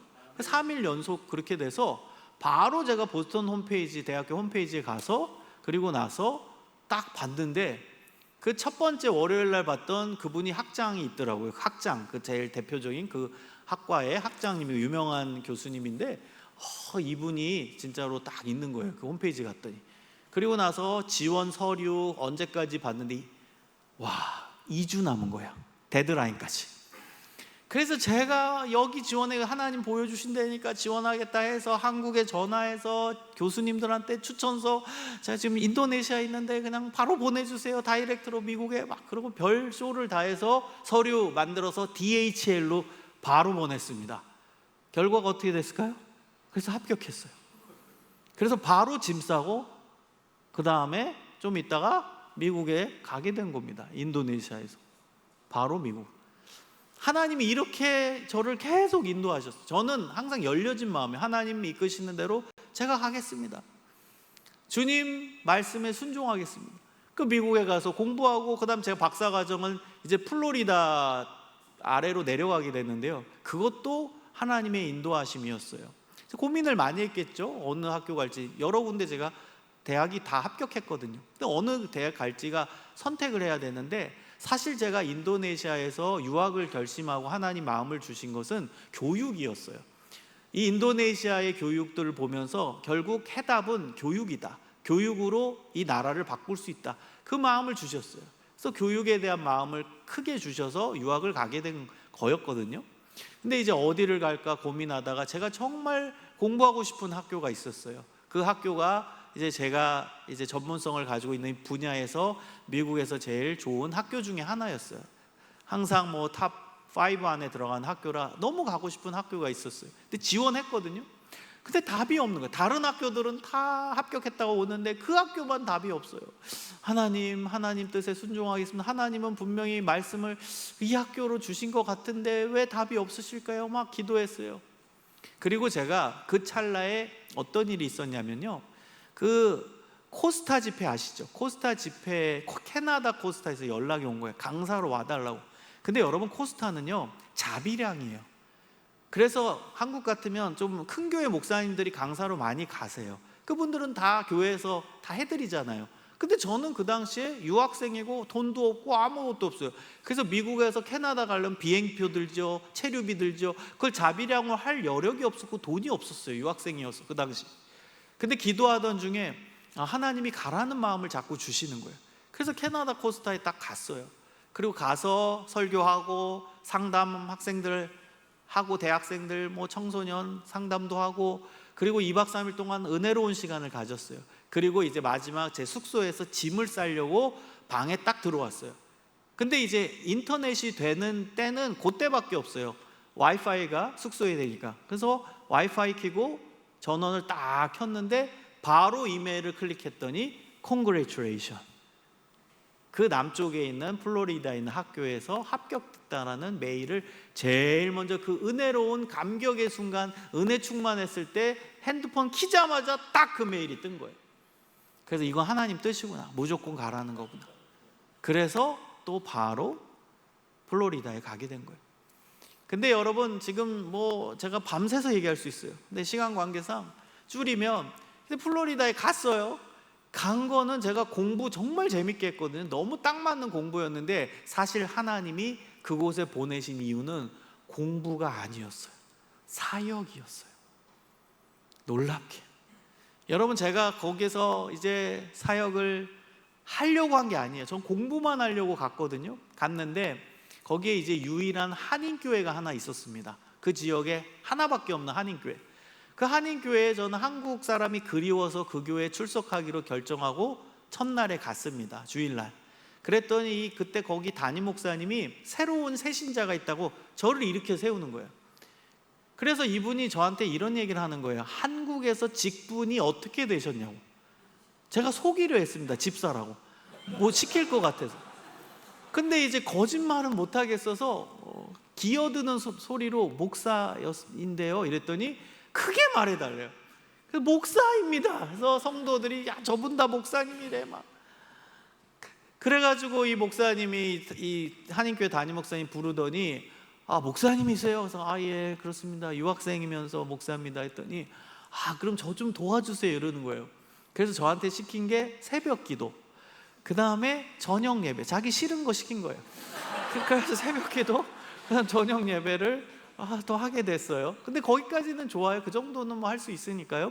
근데 어느 날 이 분이 저에게 이런 말씀을 하시는 거예요.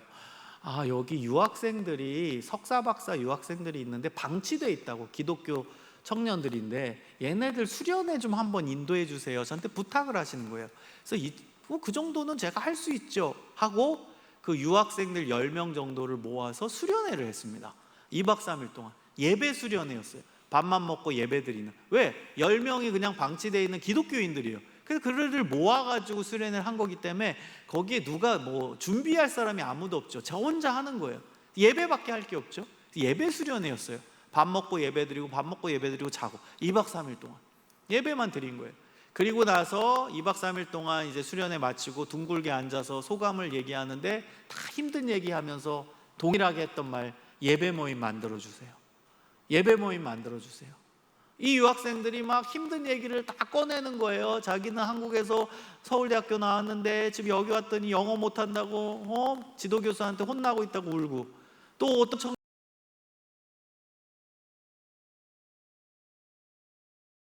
그거 먹고 생존하고 있다고 울고, 그 다음에 인종차별 받는다고 울고, 막 힘들어하는 얘기 다 터져 나온 거예요. 그러면서 놀랍게 이들의 입에서 하는 말이 예배 모임 만들어주세요. 그래서 예배 모임을 만들었어요. 금요일 날 제가 6시에 우리가 모여가지고 저녁을 먹었어요. 해 먹었거든요. 7시부터 예배 드렸는데 보통 예배 시간이 3시간이었어요.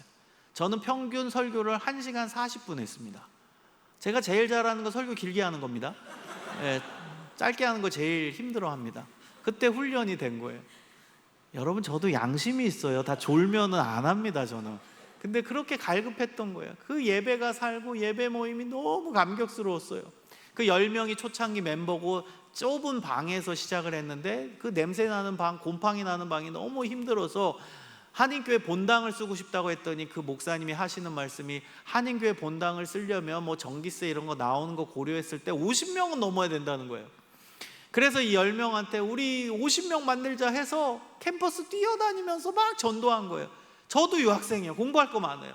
근데도 저는 낮에는 계속 캠퍼스 학교 들어가가지고 전도하고, 검은 머리는 다 데리고 왔어요. 그래서 예전에 잘못 데려와서 중국애를 데려온 적이 있었어요. 검은 머리 데리고 오고, 그 다음에 우리 유학생들 상담하고 그러느라고 오후 시간은 거의 사역을 했어요. 그래서 6개월 만에 65명이 모였어요. 그래서 한인교회 본당에서 지금처럼 뜨겁게 악기 쓰면서 찬양하고 하나님께 영광 돌리는 그런 유학생 예배 모임이 출범이 됐습니다. 지금도 미국에서 그 유학생 제가 만든 단체가 계속되고 있어요. 선교단체처럼 운영이 되고 있어요, 지금은. 그리고 저한테 막 부탁을 했던 그분한테 제가 이제 나올 때 부탁해서 설교 20분만 해달라고, 그 한인교회 담임 목사님한테. 지금은 그 목사님이 설교를 하고 있고, 그리고 선교단체처럼 운영하고 있습니다. 여러분, 이렇게 잘 됐어요. 제가 박사도 일찍 마치고 또 상도 받고 영예롭게 졸업을 다 했어요. 저는 그 다음이 이제 중요하죠. 이제 박사를 땄어요. 그 다음에 뭐 유학생 사역도 부흥돼가지고 뭐 제가 거기서 또 영향력 있게 됐어요. 한인교회에서도 저한테 막 우리 교회 남아달라고 해서 영주권을 해준다라는 거예요. 여러분, 미국 가면 아시겠지만 이 목사님들이 영주권 그거 너무 힘들어요. 그래서 교회들마다 가서 좀 영주권 해달라고 부탁을 막 하고 난리도 아니에요. 근데 교회 측에서 먼저 저한테 와서 저가 떠날까봐 영주권을 해준다는 거예요, 교회가. 그래서 제가 거절했어요. 왜 거절했냐? 저 미국에 남고 싶었거든요, 인간적으로는. 그래서 저희 아이도 그때 미국에 초등학교 들어갈 때였기 때문에 서류를 학교에 다 내고 집도 계약을 했어요, 새로. 그거 안 떠나겠다라는 표현이잖아요. 근데도 제가 영주권을 거절했어요. 그 이유는 하나님이 나한테 답을 주셔야 난 오케이 한다예요. 그게 제 마음이었어요. 그 좋은 걸 거절했더니 거기 장로님들이 희한한 목사님 보겠다고 그러는 거예요. 남들은 다 목사님들이 해달라고 요청하고 오는데 저 목사님 우리가 해준대도 안 한다고. 아무튼 그런 시간들을 보내는 몇 달을 지냈어요, 박사 마치고 나서. 그리고 좋은 자리도 많았어요. 어디 펜실베니아에 있는 어느 교회에서 1000명 정도 모이는 미국인 교회인데 저를 담임으로 청빙했는데 제가 그것도 사인이 없어서 거절했고, 심지어 미국 대학교 이제 교수 자리도 있었어요, 좋은데. 근데 그것도 기도했는데 답이 없어서 포기했어요. 여러분, 저는 하나님이 주시는 사인이 있습니다. 그건 사람마다 달라요. 여기서 그거를 일반화할 수는 없어요. 사인이 있습니다. 근데 그게 안 오는 거예요. 그러다가 정말 우연히 학교, 제가 종종 본다고 했잖아요. 제가 지금 재직하고 있는 제 모교였던 장신대 홈페이지에 딱 갔는데 거기 이제 교수 총บิ๊이 올라갔어요. 전 생각도 없었어요. 한국 돌아갈 생각도 없고, 더 좋은, 어찌 보면 제가 설교 초반에 얘기한 해변길이 많았거든요. 제일 좋은 해변길은 제가 졸업한 그 미국 대학교에서 자리가 났어요. 교수 자리가. 그런데 거기는 굉장히 어렵죠, 들어가기. 근데 제가 인정을 받았거든요, 박사 공부하면서. 그래서 제일 높은 그 학장님이 저한테 지원해 보라고. 너 정말 훌륭한 학생인 거 다 알고 졸업생인 거 안다고. 근데 제가 그것도 기도하면서 거절한 상태였기 때문에 교수는 생각하지 않던 차였어요. 한국 대학교 신학교 교수 아무리 모교가 좋아도 생각이 없었거든요. 그런데 기도를 했는데 사인이 주시는 거예요. 하나님이 한국으로 돌아가라 이 마음을 주셨어요. 그래서 제가 기도하면서 하나님, 저 여기 남고 싶어요. 우리 애도 미국이 좋다고 하고요. 여기 이제 제가 사역지 다 펼쳐놨고 여기가 좋은데 가라 하십니까? 가라는 사인을 주시는 거예요. 여러분, 사인을 정말 하나님이 주신 거 확신이 되면 놀라워요. 마음의 평안이 있고 이게 진짜라는 강력한 게 있습니다. 그럼 준비하면 돼요. 여러분, 제가 지금 재직하고 있는 학교도요, 밀려 있습니다. 교수 오고 싶은 사람 쌓여 있어요. 제가 뭐 가고 싶다고 가는 게 아니에요. 저도 지원했죠. 근데 저의 마음에 하나님이 주신 사인이 너무 강렬해서 제가 이제 면접을 보러 잠깐 한국에 나와야 될 거 아니에요. 그러면 제가 아내한테 이런 얘기를 했어요. 제 아내가 항상 증거예요. 아내한테 뭐라고 했냐면 짐 싸고 있으라고 했어요. 여러분, 저 떨어질 수도 있어요. 그건 얼마나 공부한 사람들이 많은데요. 그리고 신학교는 숫자가 적기 때문에 경쟁률이 어마어마하게 치열합니다. 교수 들어오고 싶은 사람들이 줄 서 있어요. 그러니까 제가 안 될 수도 있어요, 당연히. 근데 저는 너무나 강렬한 사인을 하나님이 주셨기 때문에 제 아내한테 한국에 잠깐 면접 보고 오는 그때 뭐라고 했냐, 짐 싸고 있으라고 했어요. 우리 한국 가야 되니. 그리고 면접 보고 왔어요. 그리고 나서 어떻게 됐을까요? 됐죠. 되고 나서 그 다음 바로 짐 싸서 짐을 붙였는데, 제가 끝까지 그 유학생 사역을 하느라고 끝까지 남아있다가 돌아와서 제가 한국에 도착하자마자 3일 후에 장로회 신학대학교, 제가 지금 재직하고 있는 학교에 출근했어요. 짐도 안 왔어. 방도 거의 온라인으로 전세 구하고요. 난리도 아니었어요. 그리고 돌아와가지고 빈 방에서 계속 생활했어요. 짐도 안 왔기 때문에. 그러니까 제가 무슨 얘기를 하냐, 하나님이 옮기라 하면 바로 옮기고 가라고 하면 가고, 급작스러운 거예요. 준비하고 계획 세우고 철저하게 뭐 석 달 후에 넉 달 후 이게 아니에요. 가라 그러면 바로 이동하고, 또 멈추라 하면 멈추고, 하라고 하면 하고, 하지 말라고 하면 하지 말고. 그게 제 삶입니다. 저는 지금도 불변합니다. 저는 지금 텐트 치고 여기 있어요. 텐트 치고 한국에 있고, 텐트 치고 장로회 신학대학교, 텐트 치고 여러 사역들을 하고 있는데요, 하나님이 또 이동하라고 하면 또 전 이동합니다. 전 전혀 어떤 거에 대한 욕심이 없어요. 하나님이 가라고 하면 가고, 멈춰서 여기서 뭐 30년 해라, 20년 해라 하면 하고, 5년 해라, 10년 해라, 또 딴 데 가라 갑자기 보여주시면 또 가고. 그게 제 인생입니다. 그래서 저는 편해요, 마음이. 그리고 당당합니다. 욕심이 없으니까. 욕심이 생기면 사람은 비굴해지는 거거든요. 근데 욕심이 없으니까 당당해요. 하나님 가라고 하면 가고, 멈추라 하면 멈추고. 여러분, 근데 놀랍게 이 길이, 제가 망했어요. 그래서 제가 망했습니까? 안 그렇습니다. 제가 선한 영향력 발휘해서 결국 새날교회 강사로도 오잖아요. 제가 안 그랬으면 왔겠어요? 제가 무명의 목사라면 여기 왔겠어요? 하나님이 다 인도하셔서 결국 새날교회 부흥의 강사로도 오잖아요. 여러분, 하나님께서 우리의 삶을 신실하게 인도하십니다. 여러분, 하나님이 앞길을 예비하시고 걸음걸음을 인도하신다라는 그 실제적인 믿음을 가지세요. 그 중요한 핵심은 순종의 마음입니다. 주님 말씀하시면 내가 나아가리라. 주님 뜻이 아니면 내가 멈춰서리라. 그 순종의 마음이 있을 때 하나님이 우리의 삶을 정확하게, 신실하게 인도하십니다. 우리 청소년들, 청년들, 아동부는 없는 것 같고, 청소년부, 우리 청년부 담대해지세요. 여러분같이 하나님을 진정으로 사랑하고 진정으로 열심히 찬양하는 하나님의 백성들, 하나님이 여러분의 삶을 정확하게 인도하십니다. 여러분의 삶을 신실하게 인도하십니다. 담대하게 살아가세요. 여러분 근시안적으로 그냥 뭐 대학 가야지 여기에만 매몰되지 마세요. 하나님이 여러분의 전체 인생을 책임져 주세요. 여러분 마음 가운데 가져야 되는 중요한 믿음은 주님 말씀하시면 내가 나아가겠습니다. 주님 뜻이 아니면 내가 멈춰 서겠습니다. 주님 보여주세요. 보여주신 대로 저는 가겠습니다. 그 실제적인 순종의 마음과 실천이 있다면 하나님이 여러분의 삶을 정확하게 가장 좋은 길로 인도하실 것입니다. 여러분 이 믿음을 가지고 하나님과 동행하는 행복한 인생 여행을 떠나시기를 주님의 이름으로 축원합니다. 우리 함께 기도하겠습니다. 여러분 오늘 말씀을 기억하면서 하나님 우리의 삶을 신실하게, 성실하게, 정확하게 하나님 보시기에 가장 좋은 방법과 내용으로 인도해 주심을 믿습니다. 이 믿음 갖고 주님과 동행하며 살겠습니다. 하나님 말씀 의지하며 살겠습니다.